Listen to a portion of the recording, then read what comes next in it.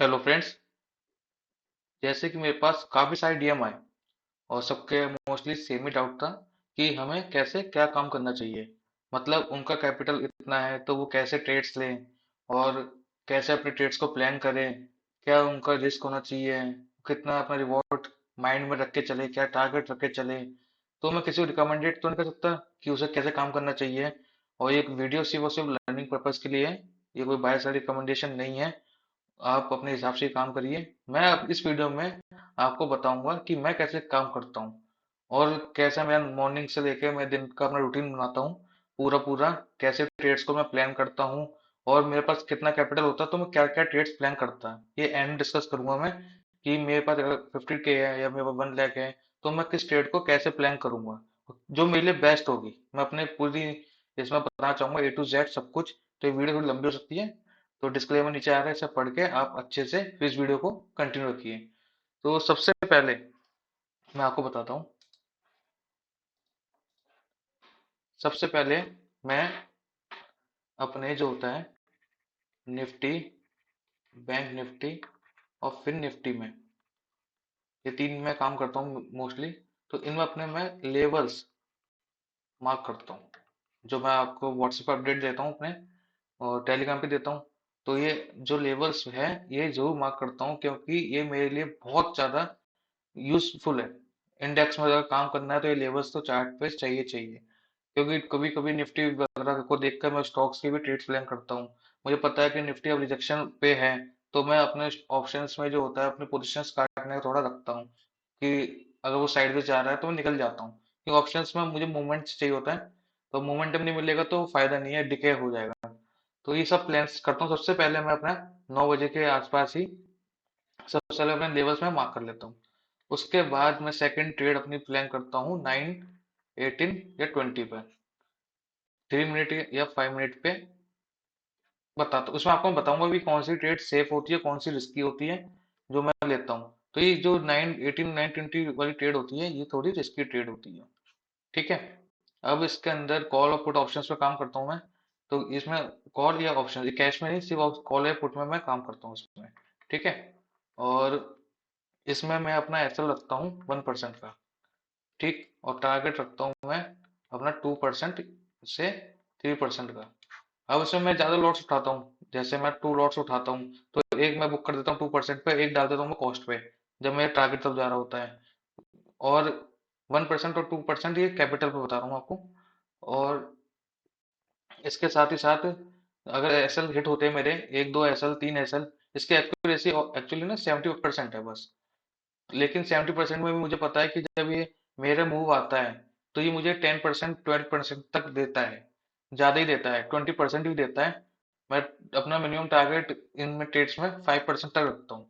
ठीक है, ये निकल जाता हूँ मैं क्योंकि रिस्क वाली होती है। और ये मॉर्निंग की ट्रेड्स होती है, अगर कोई अच्छी ट्रेड मिल गई तो पूरे दिन अगर स्टॉक ऊपर जा रहा है तो जाता ही जाता है, और नीचे का मिल गया तो नीचे आता रहेगा। तो सबके अपने अपने ट्रेड्स होती हैं, तो ये मैं अपना जो 9, 18, 9, 20 पे ये ट्रेड प्लान करता हूँ। ठीक है। इसके बाद मैं कुछ अपने इंट्राडे ऑप्शंस में और कैश में मैं ट्रेड्स देखता हूँ कि मुझे इंट्राडे कौन सा ऑप्शंस मिल रहा है, क्योंकि इसमें टारगेट थोड़ा फिर मेरा बड़ा हो जाता है, 15 से 20% आप मान के चलो कि मैं इतना टारगेट रखता हूँ। तो लॉट साइज के ऊपर डिपेंड होता है। ऑप्शंस में ये तो दिक्कत है कि आपके लॉट्स पहले की वो होते हैं, तो इसमें ऐसे में आपके ऑलरेडी थोड़े से बड़े हो जाते हैं। हाँ, जो कैश होता है, कैश में आपकी क्वांटिटी आपके हाथ में है, आप एक स्टॉक लो या 10 लो तो अपना मार्जिन मिलता है, थोड़ा आपको बेनिफिट है मार्जिन का भी। एक्चुअली 9:30 के आसपास मैं कोई ब्रेकआउट 50 मिनट पे कोई प्लान करता हूँ कैश में। और या तो फिर 9:45, मतलब मॉर्निंग में ही मैं एक्चुअली देखता हूँ कैश का। इंट्राडे ऑप्शंस में देखता हूँ 12 बजे तक भी देखता हूँ। और फिर कैश में भी मुझे कोई अच्छा स्टॉक मिलता है तो मैं उसमें अपना कुछ पोजीशन बनाता हूँ, थोड़ा कम पैसों में निकल जाता हूँ। ठीक है ना। तो ये एक ट्रेड में यही प्लान्स करता हूँ अपनी। उसके बाद मैं कुछ बनाता हूँ अपनी वीकली पोजीशंस। ठीक। और वीकली पोजीशंस के अंदर स्टॉक ऑप्शन से बता रहा हूँ मैं आपको। स्टॉक ऑप्शंस के अंदर वीकली पोजीशंस जैसे 2, 3 डेज की मेरी होल्डिंग रहती है कि मुझे इसमें टारगेट मिल जाना चाहिए। एक्चुअली इसमें टारगेट मेरा क्या होता है, 50 से 60%। ठीक। और स्टॉप लॉस लॉस इसमें थोड़ा बड़ा हो जाता है, 30% तक मेरा स्टॉप लॉस इसमें चांसेस रहते हैं। तो ये किस में डालेंगे, हम रिस्क में डालेंगे। ये कैश सेफ में आ गई। अब ये मेरी पोजीशंस बनती है वीकली वाली। अब ऐसे ही मैं कुछ पोजीशंस अपनी मंथली भी बनाता हूँ स्टॉक ऑप्शंस में।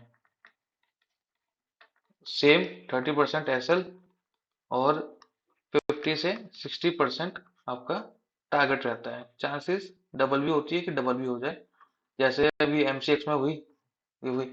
हर बार नहीं हो सकती, लेकिन हाँ, मेरा टारगेट इसमें 5x भी है, आपका 10x भी रहता है, इतना तो मैं टारगेट में रखता हूँ। तो ये सब रिस्की ट्रेड्स में मैं डालूंगा इन्हें, क्योंकि इसमें स्टॉप लॉस आपका 30% है। अब मैं अपने लिए बता रहा हूँ कि मेरी 30% बहुत बड़ा स्टॉप लॉस होता है, कोई आसान नहीं है।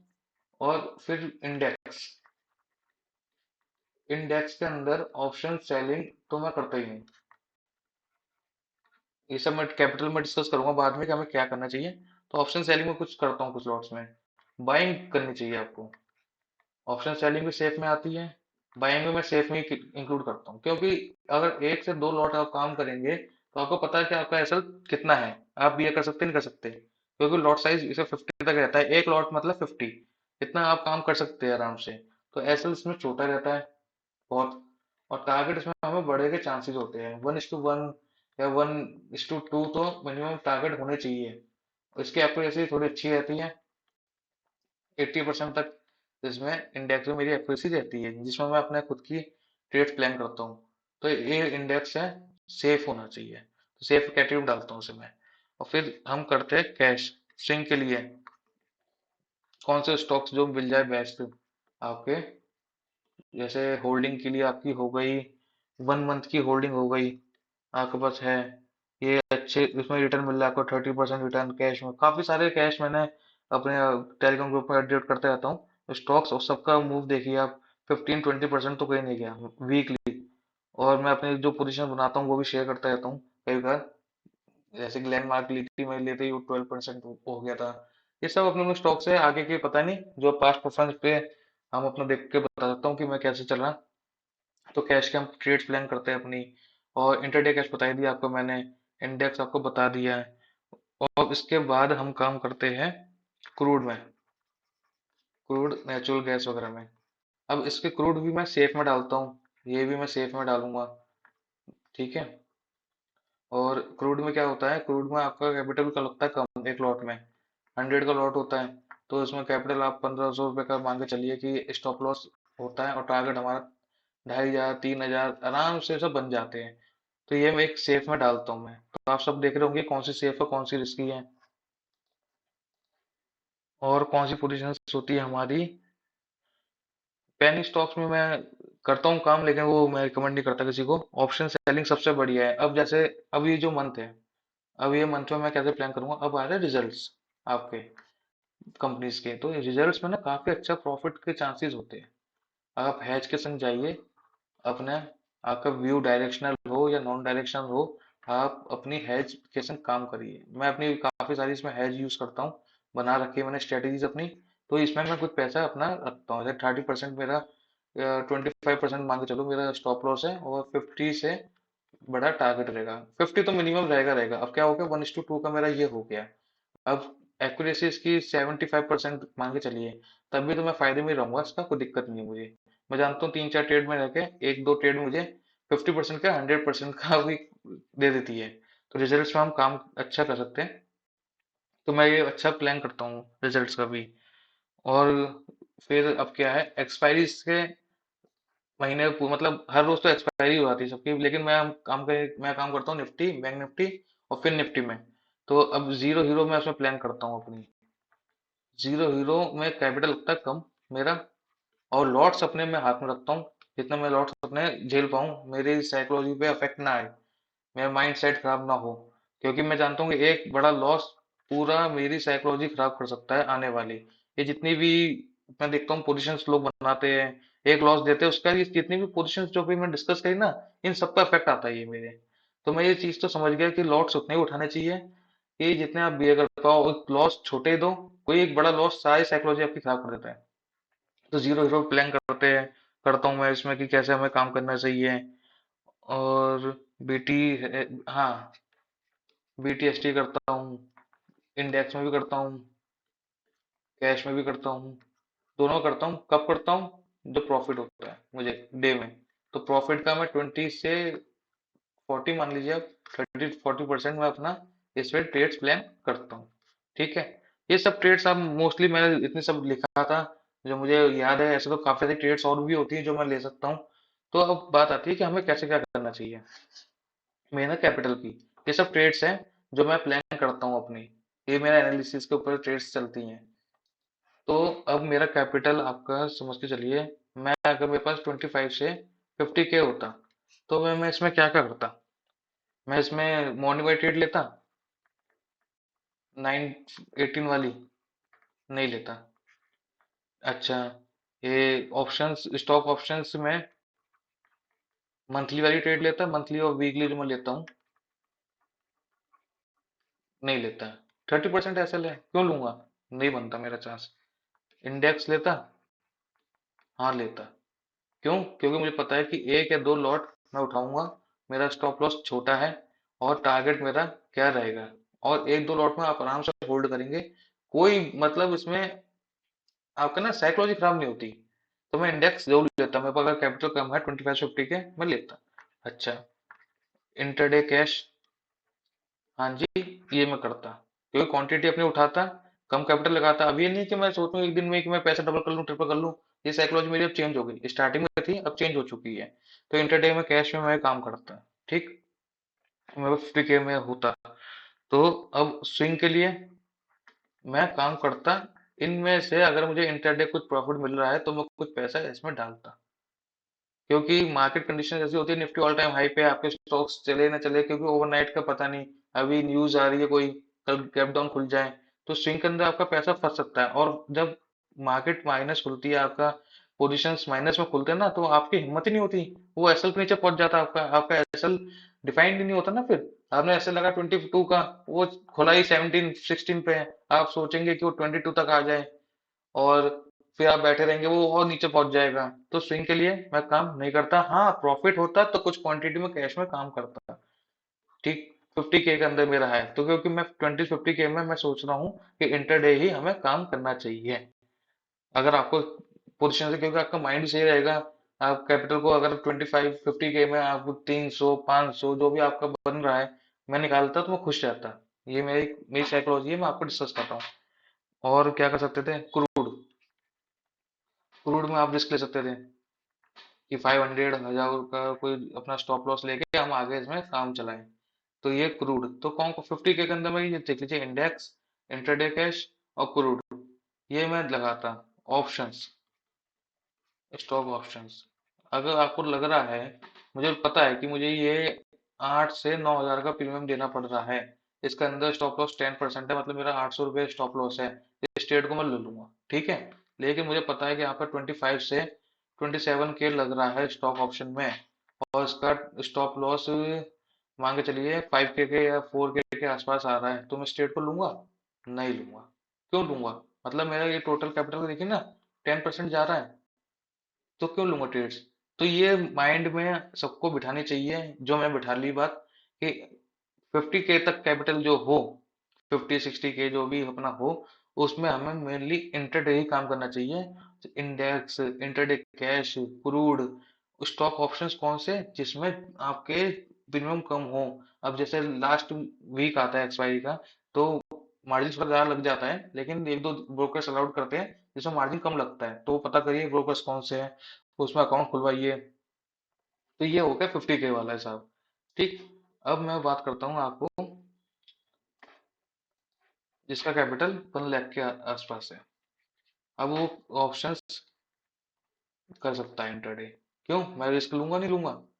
मेरा अगर 1 लाख का कैपिटल है तो मैं इंटरडे में रिस्क लूंगा अपना। टू से 2 से 3 के का मैं रिस्क अपना लूंगा। इंडेक्स तो करूंगा ही, जो आपको बताया मैंने, ये तो करना ही है। क्रूड मैं करूंगा ही, मैं कैश भी करूंगा, मैं ऑप्शन सेलिंग भी करूंगा एक लॉट में, क्योंकि आपका 30 से 40 के लगता है, तो ये मैं करूंगा अपनी स्ट्रेटेजी बना के, मिनिमम लॉस के संग थोड़ा सा प्रॉफिट निकालूंगा, चाहे कुछ भी निकले। मैं कह रहा हूँ 1 लाख का मुझे 200, अगर 30 के लगा के मेरा इसमें 500 भी बन रहा है या 600 700 भी बन रहा है मेरा एक लॉट में, तो मैं आराम से लूंगा इसे। तो अपना तो बन गया ना टोटल। अगर मैं बाई चांस बाइंग में मेरा स्टॉप लॉस जाएगा तो सेलिंग कुछ बन जाएगा, सेलिंग नहीं तो बाइंग में बन जाएगा, क्रूड में स्टॉप लॉस गया तो कैश में बनेगा। तो ये आपको पैसे को डिवाइड करना पड़ेगा अपने के पोजीशंस को, कि 1 लाख में से मैंने 30 के निकाल दिया, मैं ऐसे निकालूंगा 30 के मैं सेलिंग में निकालूंगा, और 20 के मैंने बाइंग में निकाल दिया अपना। ये ब्लॉक नहीं करूंगा अमाउंट, कहीं ऐसा ना कि मैं सिर्फ सेलिंग करूंगा और अमाउंट ब्लॉक कर दूं अपना, ऐसा नहीं करूंगा। तो स्टॉक ऑप्शन की ट्रेड्स अगर मैं लूंगा तो पूरा डिफाइन कर लूं कि हाँ 15-20 हजार से ऊपर का प्रीमियम वाली ट्रेड मुझे लेनी ही नहीं है, नहीं लेनी क्यों, मुझे जानना है मुझे, अब मैं बड़े लॉट्स, पीएफसी मैंने सेल कर रखा है इस टाइम, तो ये थोड़ा ना कि पीएफसी में लूंगा 1 लाख के अंदर, मैं नहीं लूंगा बिल्कुल भी। तो ये पीएफसी वाली बात सिर्फ रिकमेंडेशन नहीं है, सिर्फ लर्निंग के लिए बताई मैंने। तो ये सब अपना एक होता है कि उसे कैसे कैसे प्लान करना है, 1 लाख को वो कैसे कैसे डिवाइड कर सकता है। तो मैं कैसे कैसे करूंगा, 30 के मैंने सेलिंग में निकाल लिए अपने, 20 के बाइंग में निकाल लिए, 15-20 के मैंने अपना ये निकाल दिया, क्या कहते हैं, स्टॉक ऑप्शंस में। ठीक, कैश के लिए मैंने कुछ मार्जिन लेके टैंक से काम कर लिया अपना, क्योंकि उसमें 5x 4x मार्जिन मिलता है आपका। और क्रूड, अब ये सब ट्रेड्स लेने के बाद अब ये तो है नहीं कि इसके बाद ये सब आप इंटरडे बुक करेंगे तो क्रूड भी काम करेंगे फिर आप, तो ये क्रूड के लिए कैपिटल आपका पहले ही निकल जाएगा। इसमें आप रिस्क लेंगे, अब प्रॉफिट चल रहा है, अगर लॉस हुआ हुआ है तो इसमें आप रिस्क लेना ही नहीं उसी दिन, तो नेक्स्ट डे देखेंगे, सिंपल सी बात है। जिस दिन ज्यादा लॉस हो उस दिन आपको लग रहा है कि आज मेरा दिन अच्छा नहीं है, निकल जाओ, अगले दिन काम करना बेस्ट रहता है, मेरा ये तरीका है। और फिर बीटीएसटी वगैरह में हम इसमें अगर प्रॉफिट हुआ हमारा तो हम 20-30% इसमें इन्वेस्ट करके काम कर सकते हैं, मेरा तरीका मैं करता हूँ एक्चुअली। क्योंकि इसमें ओवरनाइट कम कैपिटल में बहुत बड़ा गेन चांसेस होते हैं, अच्छा खासी, तो थोड़ा रिस्क लेना बनता है। 1 लाख वाला ले सकता है अगर प्रॉफिट में है तो, ये मेरा मानना है, बताता हूँ। अब जिसका कैपिटल 2 से 3 लाख है तो ये तो बहुत ही बढ़िया है, मोस्टली सभी करें, मंथली भी लें और क्रूड भी लें, अपना कैपिटल को डिवाइड कर लें, और आराम आराम से डिवाइड कर करके कैपिटल को वो ट्रेड्स अपने फाइनेंस करें। 10 लाख वाला तो फिर ऑप्शन सेलिंग भी करे, सब कर सकता है। मेन बात आती है कम कैपिटल वाले की।